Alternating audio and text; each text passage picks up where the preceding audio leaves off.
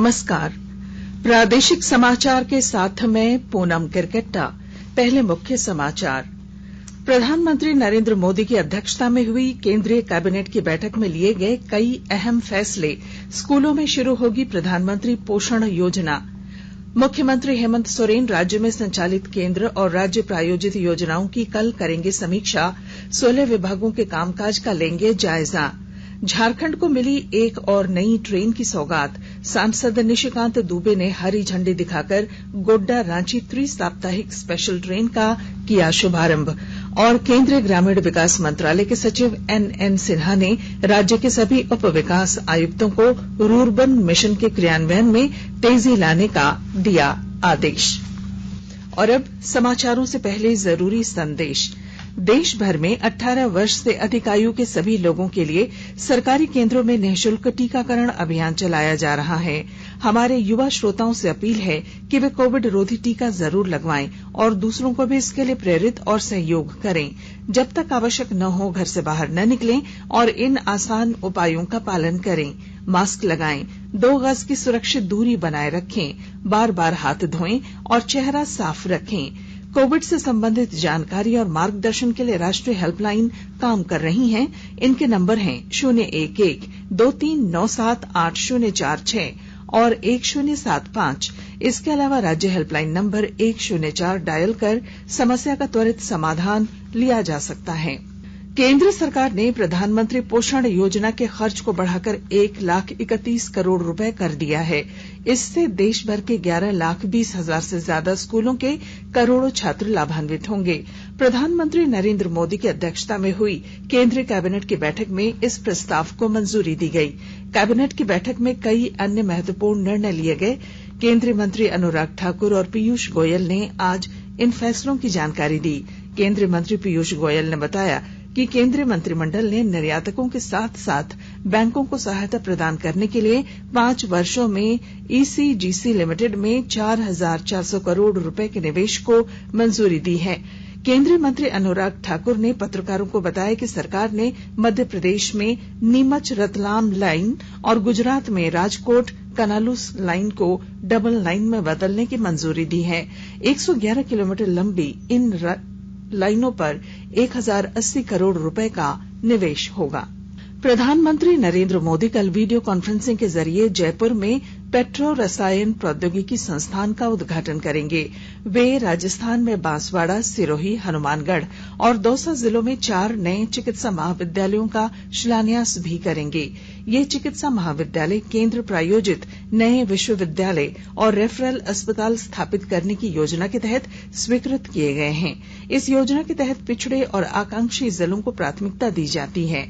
योजना के 3 चरणों में देश भर में 157 नए चिकित्सा महाविद्यालय स्वीकृत किए गए हैं। मुख्यमंत्री हेमंत सोरेन केंद्र और राज्य प्रायोजित योजनाओं की कल समीक्षा करेंगे। प्रोजेक्ट भवन सभागार में 16 प्रमुख विभागों की होने वाली बैठक में राज्य के सभी प्रमंडलीय आयुक्त, उपायुक्त और पुलिस अधीक्षक शामिल होंगे। मंत्रिमंडल सचिवालय तथा निगरानी विभाग ने बैठक का एजेंडा तय करते हुए इसकी सूचना संबंधित विभागों और जिलों को दे दी है। राज्य में कोरोना के खिलाफ जंग में टीकाकरण अभियान महत्वपूर्ण भूमिका निभा रहा है। राज्य में अब तक 1.25 करोड़ से ज्यादा लोगों को कोविड रोधी टीके लगाए जा चुके हैं। कल एक दिन में 1 लाख से ज्यादा लोगों को टीके लगाए गए। टीकाकरण की रफ्तार बढ़ाने के लिए राज्य सरकार की ओर से सभी जिलों के लिए 60 मोबाइल टीका वैन चलाया जा रहा है। केंद्र सरकार कोविड महामारी के दौरान लोगों की सुविधा के लिए बनाई गई राष्ट्रीय स्तर की हेल्पलाइन नंबर के बारे में लोगों को जागरूक कर रही है। कोविड संबंधी सवालों के जवाब के लिए हेल्पलाइन है 1075, राज्य हेल्पलाइन 104, महिला और बाल विकास मंत्रालय की चाइल्ड हेल्पलाइन 1098, वरिष्ठ नागरिकों के लिए हेल्पलाइन 14567, मनोवैज्ञानिक सहायता के लिए राष्ट्रीय मानसिक स्वास्थ्य और तंत्रिका विज्ञान संस्थान निम्हांस का नंबर है 080461100007, आयुष कोविड परामर्श के लिए 14443 और my GOV WhatsApp help desk number है 9013151515। प्रधानमंत्री नरेंद्र मोदी द्वारा 35 फसलों की उन्नत किस्में राष्ट्र को समर्पित किए जाने का जामताड़ा के किसानों ने स्वागत किया है। विस्तृत जानकारी दे रहे हैं हमारे संवाददाता। प्रधानमंत्री नरेंद्र मोदी के विशेष गुणों वाली 35 किस्मों की फसलों को राष्ट्र को समर्पित करने के फैसले को जामताड़ा जिले के हर वर्ग के किसानों ने सराहना की है। जामताड़ा जिले के किसानों ने प्रधानमंत्री के फैसले की सराहना करते हुए कहा कि देश के किसानों की आर्थिक स्थिति में तेजी से सुधार होगा। कृषि कार्य से जुड़े किसान आत्मनिर्भर और स्वावलंबी बन सकेंगे। जामताड़ा जिले के प्रगतिशील किसान शंकर भंडारी, रोबिन मिर्धा, सनातन सोरेन, गदाधर महतो, लक्ष्मी मुर्मू, रूपलाल सोरेन, महादेव हंसदा, मंटू किस्कू सहित सैकड़ों किसानों ने प्रधानमंत्री के किसान हित में लिए गए निर्णय को ऐतिहासिक कदम करार दिया है। सुभाष प्रसाद सिंह, आकाशवाणी समाचार, जामताड़ा। आकाशवाणी के ताजा तरीन समाचारों के लिए आप हमारी वेबसाइट newsonair.com पर लॉग ऑन कर सकते हैं। ताजा समाचार Twitter handle @AIR News Alerts और Facebook page all India radio news पर भी उपलब्ध है। आप प्रादेशिक समाचार एकांश के ट्विटर हैंडल @AIR News_Ranchi और फेसबुक, इंस्टाग्राम पेज तथा YouTube channel AIR News Ranchi पर भी हमारे बुलेटिन सुन सकते हैं। प्रादेशिक समाचार आप आकाशवाणी रांची से सुन रहे हैं और अब पेश हैं कोरोना से बचाव के कुछ संदेश।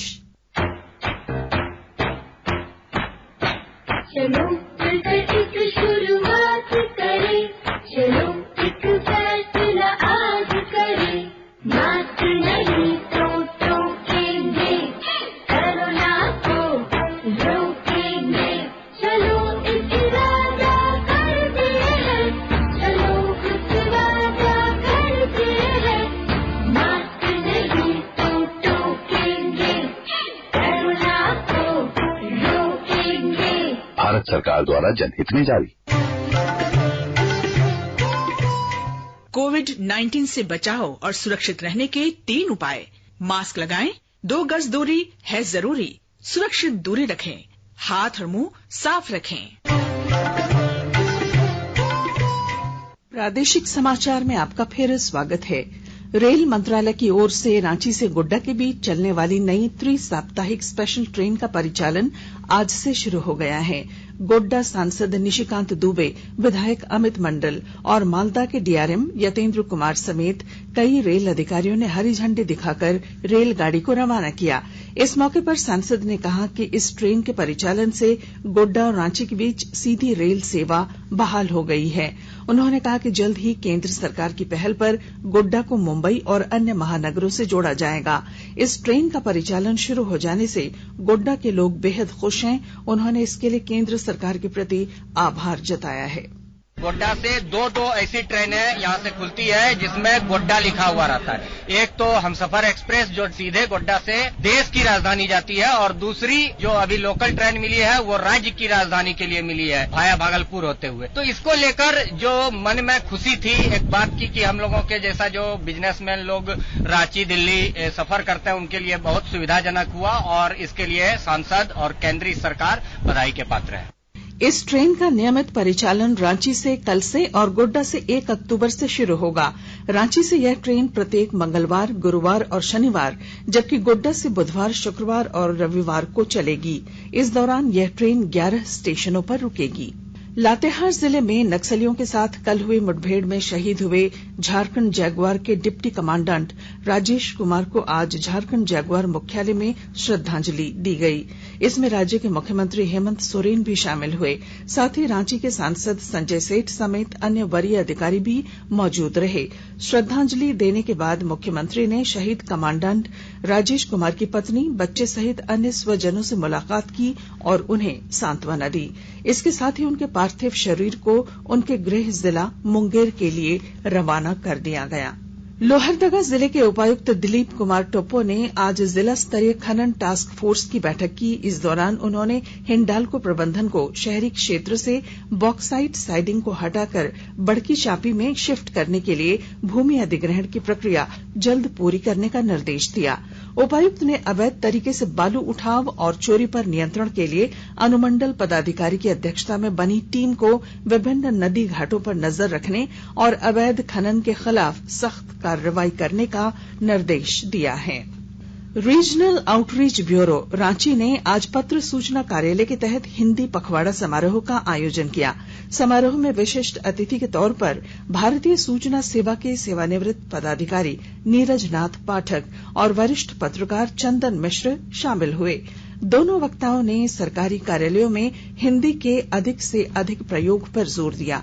इस मौके पर पीआईबी के अपर महानिदेशक अरिमर्दन सिंह ने पौधे देकर अतिथियों को सम्मानित भी किया।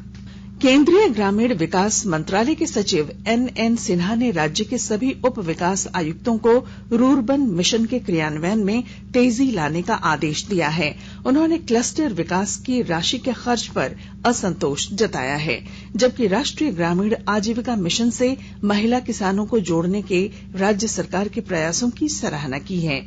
केंद्रीय ग्रामीण विकास सचिव प्रोजेक्ट भवन सभागार में ग्रामीण विकास विभाग के तहत संचालित विभिन्न योजनाओं की समीक्षा कर रहे थे। इस अवसर पर उन्होंने साहिबगंज के 12 और पाकुड़ के 2 पलाश मार्ट का ऑनलाइन उद्घाटन भी किया। और अब सुनते हैं अमृत महोत्सव क्विज। आजादी का Amrit Mahotsav.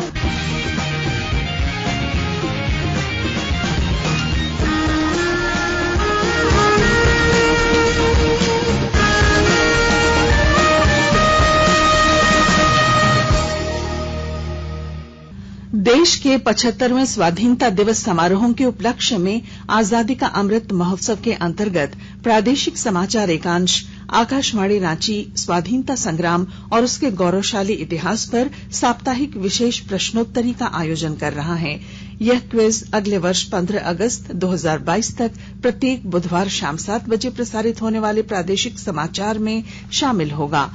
Central coalfields limited और mission blue foundation Amrit Mahotsav quiz में आकाशवाणी समाचार रांची के साथ सहयोगी के रूप में शामिल हैं। आज का प्रश्न है, झारखंड के किस प्रतिभाशाली नेता को पहली संविधान सभा का सदस्य चुना गया था? प्रश्न एक बार फिर सुने, झारखंड के किस प्रतिभाशाली नेता को पहली संविधान सभा का सदस्य चुना गया था? श्रोता अपने उत्तर ईमेल के माध्यम से rnuairranchi.amrit@gmail.com पर कल शाम 5 बजे तक भेज सकते हैं। आप जवाब के साथ अपना नाम, पता, फोटो और फोन नंबर भी भेजें ताकि लकी विजेता बनने पर आपका ई प्रमाण पत्र और पुरस्कार आप तक पहुंचाया जा सके। विजेता की घोषणा कल शाम 7 बजे प्रसारित होने वाले प्रादेशिक समाचार में की जाएगी। रांची खूंटी मुख्य मार्ग पर 20 घंटे के भीतर 4 सड़क दुर्घटनाओं में एक बच्चे की मौत हो गई, जबकि 6 लोग घायल हो गए। चक्रवात गुलाब झारखंड में बेअसर रहा। ये अब खत्म हो गया है, लेकिन बंगाल की खाड़ी में एक नए लो प्रेशर ने चक्रवात का रूप ले लिया है। इसका सीधा असर झारखंड में दिखाई दे रहा है। राजधानी रांची समेत कई इलाकों में रुक रुक कर बारिश हो रही है। मौसम विज्ञान केंद्र रांची के वैज्ञानिक अभिषेक आनंद ने बताया कि 30 सितंबर तक राज्य भर में बारिश होगी। और अब अंत में मुख्य समाचार। प्रधानमंत्री नरेंद्र मोदी की अध्यक्षता में हुई केंद्रीय कैबिनेट की बैठक में लिए गए कई अहम फैसले। स्कूलों में शुरू होगी प्रधानमंत्री पोषण योजना। मुख्यमंत्री हेमंत सोरेन राज्य में संचालित केंद्र और राज्य प्रायोजित योजनाओं की कल करेंगे समीक्षा। 16 विभागों के कामकाज का लेंगे जायजा। झारखंड को मिली एक और नई ट्रेन की सौगात। सांसद निशिकांत दुबे ने हरी झंडी दिखाकर गोड्डा रांची त्रि-साप्ताहिक स्पेशल ट्रेन को किया शुभारंभ। और केंद्रीय ग्रामीण विकास मंत्रालय के सचिव एनएन सिन्हा ने राज्य के सभी उप विकास आयुक्तों को रूरबन मिशन के क्रियान्वयन में तेजी लाने का दिया आदेश। और इसके साथ ही आकाशवाणी रांची से प्रादेशिक समाचार का ये बुलेटिन समाप्त हुआ। नमस्कार। घर में रहिए, सुरक्षित रहिए और सुनते रहिए आकाशवाणी।